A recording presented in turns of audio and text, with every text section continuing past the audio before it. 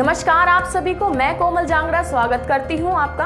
आज हम बात करेंगे कोलकाता के आरजीकर मेडिकल कॉलेज के बारे में, जिस समय उस आरजीकर मेडिकल कॉलेज में एक जूनियर डॉक्टर की हत्या हो गई थी। उस समय बताया जा रहा है एक और डॉक्टर भी वहां पर ऑन ड्यूटी पर था और उसने ऐसे कई बड़े खुलासे भी करे हैं और ऐसी कई चीजें बताई भी हैं जो शायद आपको ना मालूम हो।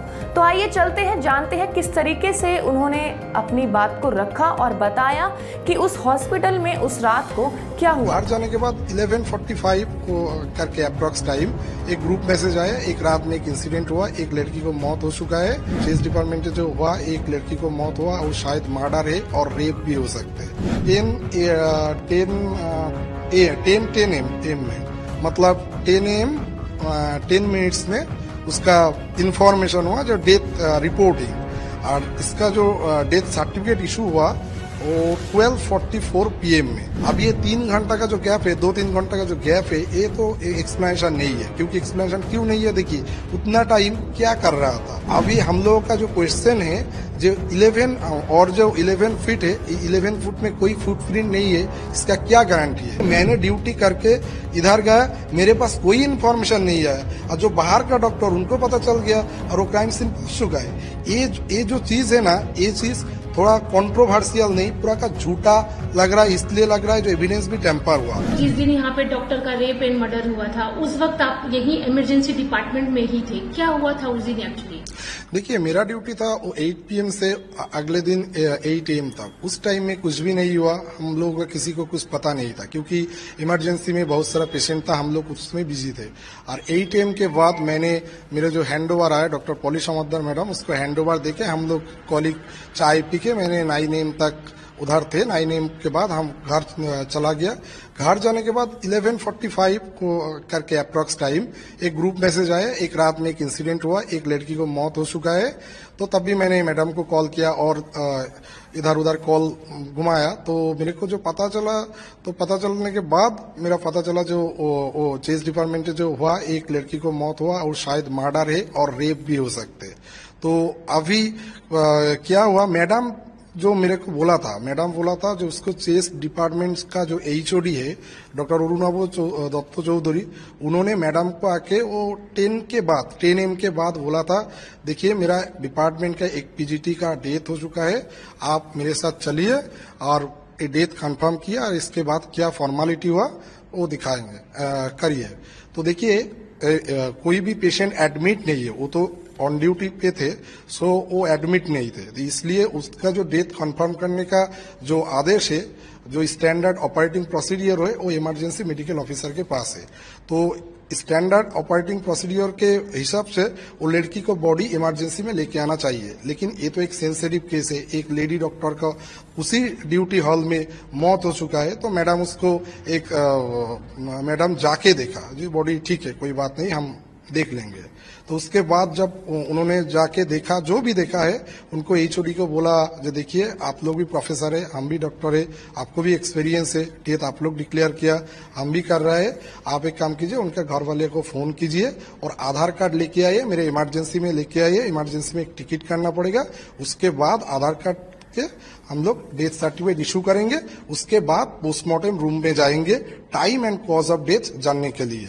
तो अभी क्या हुआ, वो अरुणाभ सर उनको रिफ्यूज किया, जो ऐसा ही मैडम जो बोला, जो शायद वो रिफ्यूज किया, इसलिए वो नहीं हो पाया, मतलब वो नीचे नहीं आया था।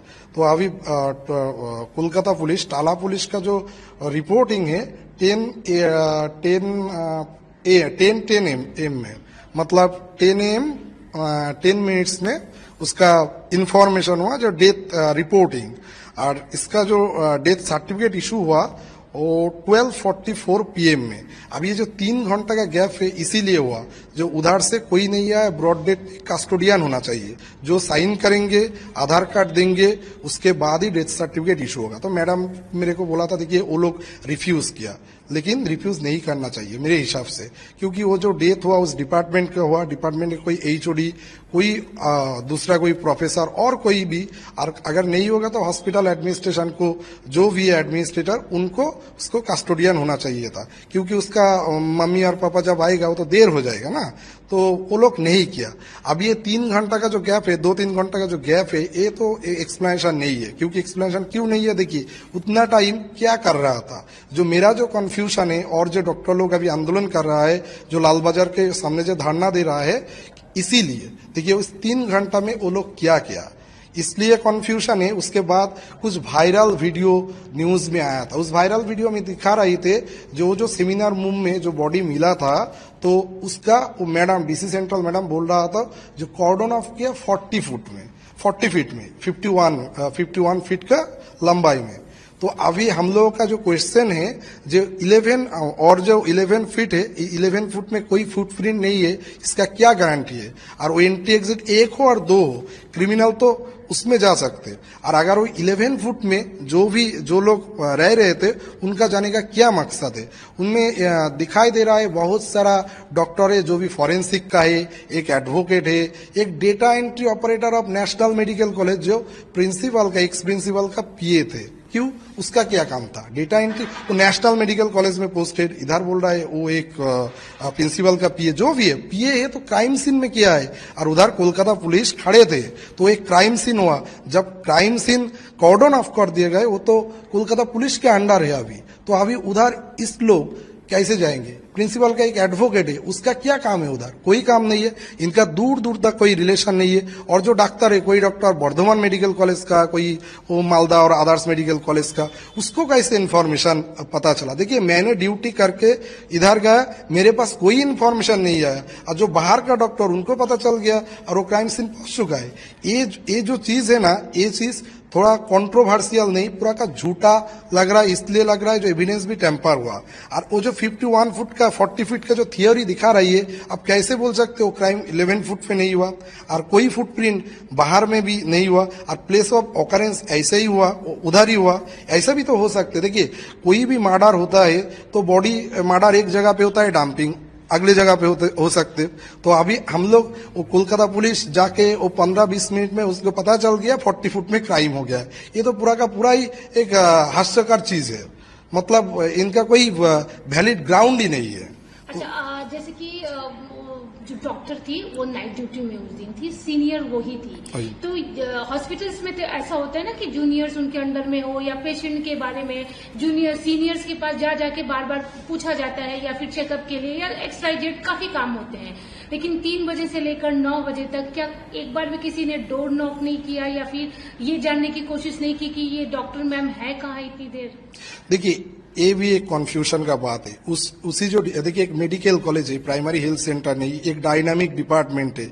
सभी टाइम पेशेंट का सर्विस चल रहा है। उधर उनके साथ डॉक्टर है, उधर नर्सिंग स्टाफ है, ग्रुप डी स्टाफ है, पेशेंट दोनों डिपार्टमेंट, दोनों वार्ड में पेशेंट है। और पेशेंट का जो घर वाले, कोई पेशेंट के उनके साथ रहते हैं, कुछ डिपार्टमेंट के। अगर नहीं है तो ठीक है, लेकिन इतना बड़ा हेनस क्राइम हुआ, कोई साउंड नहीं हुआ, कोई किसी को पता नहीं चला, ये तो नहीं हो सकते। और एक बात देखिए, अगर 2 PM और 3 PM वो लड़की खाने के बाद सेमिनार रूम में सो गया, ठीक है, कोई बात नहीं। अगर वार्ड में पेशेंट खराब होता है तो क्या करते हैं, नर्सिंग स्टेशन में जाती है। नर्सिंग स्टेशन क्या करती है, वो जो स्टूडेंट है, मतलब वो जूनियर डॉक्टर जो थे उनके बोलते थे। अगर उनका कोई ओपिनियन लेना चाहिए तो उसके पास ही तो जाना चाहिए। तो उस रात में कोई भी नहीं हुआ, कुछ भी नहीं हुआ। ये जो सस्पिशियस बात है वो 2 to 3 AM टू 9 AM तक कैसे हो सकते। ये पूरा का पूरा बात ही मेरे को लग रहा है जो इसके कोई कंट्रोवर्सी तो जरूर है। किसी को ना कुछ तो पता होना चाहिए। ऐसे नहीं हो सकते जो किसी को कोई पता ही नहीं है। ओके, जैसे आपने बोला कि HOD ने इमरजेंसी में कॉल करके नहीं, वो आके बोला। हाँ, वही आके बोला SOP के तहत की डेथ सर्टिफिकेट इश्यू करना है। तो बॉडी जिस तरह से देखा गया था, एज ए डॉक्टर क्या लगा था कि ये एक नॉर्मल डेथ है या रेप या गैंग रेप? देखिए मैडम थे, तो मैडम जो मेरे को डिस्क्रिप्शन दिए थे, और वायरल तो सोशल मीडिया पे उसका पिक्चर भी वायरल हो गया था। ऑफिशियली हम तो नहीं बोल सकते, लेकिन सोशल मीडिया के बहुत सारे लोगों को पता चल गया, जो उनका बॉडी भी वायरल हो गया था। और मैडम के एक कॉलीग के सबका जो भी डिस्क्रिप्शन मैंने सुना है, वो तो सुइसाइड नहीं हो सकते। वो तो clear cut case of homicide case, क्योंकि देखिए कि कोई अंडर गारमेंट्स और लोअर वाली कोई उनके अंडरवेयर नहीं थे, वो ऐसे हालत में तो कोई सुसाइड नहीं कर सकते। तो ये तो कोई रॉकेट साइंस, फॉरेंसिक साइंस भी जानना नहीं चाहिए, इसलिए तो ये बोल ही सकते होमिसाइड है, क्योंकि किसी के ऊपर कोई सुसाइड के बाद वो मतलब ड्रेस छोड़ के, ड्रेस खोल के कोई भी सुसाइड नहीं कर सकते, ये तो नहीं हो सकता। अभी देखा जा रहा है कि ये जो मर्डर की मिस्ट्री है ये दिन पर दिन और गहरी होती जा रही है। क्या उनके जो डॉक्टर विक्टिम थी उनका कोई भी यहाँ पे कलीग या उनका फ्रेंड कोई ऐसा है जो कि उस दिन के बारे में बता रहा हो या फिर उसे कुछ पता हो? देखिए, कोई भी कहीं पे भी कोई घटना हुआ ना, उसका घटना का उनका आसपास लोगों का कुछ पता चलता, लेकिन इधर क्या हुआ, इस क्राइम के बाद 1 महीना ऑलमोस्ट हो गया, 1 महीने नहीं, 1 महीने से थोड़ा सा कम है, आज तक मैंने सुना नहीं जो किसी से कोई पॉजिटिव रिस्पॉन्स इधर उधर सुना नहीं। अभी ये लोग जा रहा है, जो भी विटनेस है और जो भी स्टेक होल्डर है, वो सीबीआई ऑफिस में जा रहा था, कोलकाता पुलिस में जा रहा था, वो लोग क्या बोल रहा है हम तो नहीं बोल सकते, लेकिन हम लोग किसी के पास कुछ भी सुना नहीं जो वो एक ही बात शायद वो बोल रहा है जो कुछ देखा नहीं। यही कंट्रोवर्शियल है, कैसे हो सकता है। आज का वीडियो हम यही समाप्त करते हैं। इससे जुड़ी हर जानकारी हम आप तक लाते रहेंगे। अगर आपको वीडियो पसंद आई हो तो वीडियो को लाइक, शेयर, कमेंट करना ना भूलें और सब्सक्राइब करना तो बिल्कुल भी ना भूलें। Thank you for watching.